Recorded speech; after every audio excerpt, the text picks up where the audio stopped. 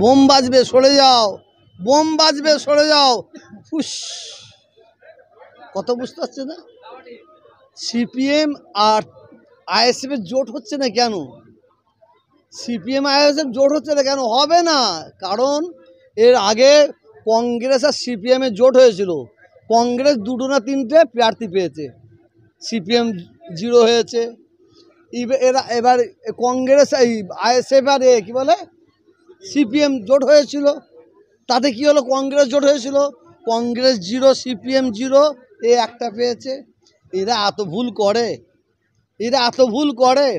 আর আমি বলিনি, সত্যি বলতে রমজান মাসে বলিনি, মানে কমরেড উনি যেখানেই যাচ্ছে সেখানে নাকি কাঁচা কবর হচ্ছে। কিছু বুঝতে পারছেন না? যাচ্ছে না, যেখানেই যাচ্ছে সেখানেই কাঁচা কবর হচ্ছে। তার মানে কি? বলে যেখানে মারামারি কাটাকাটি খুনোখুনি হয় না, কাঁচা কবর দেখতে পাবেন। উনি যেখানেই পৌঁছাচ্ছে সেখানে কাঁচা কবর হচ্ছে। ব্যাস, আর কি বলবো? বাংলার মানুষ সাম্প্রদায়িকের বিরুদ্ধে ভোট দেবে, উন্নয়নের পক্ষে ভোট দেবে, এইটা আমি জানি। বাংলায় কোনো ভেদাভেদ চলবে না। শুধু এই দলের এই কিছু পেশও আছে, এই পেশোগুলোকে লাথি মেরে মমতা ব্যানার্জি তাড়াচ্ছে না কেন এখনো? হ্যাঁ, গলা ধাক্কা নয়, মমতা ব্যানার্জিকে লাথি মেরে তাড়ানো দরকার এই পেশোগুলোকে, যারা দিনের বেলায় তৃণমূল আর রাত্রিবেলায় বিজেপি।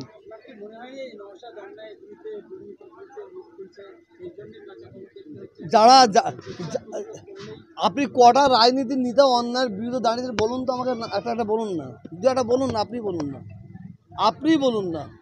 অন্যায়ের বিরুদ্ধে রুখে দাঁড়াবার জায়গা পীর আবু বকর সিদ্দিকী যা দিয়েছে, এর চেয়ে বড় আর কোনো জায়গা নেই, এর চেয়ে বড় আর কোনো জায়গা নেই।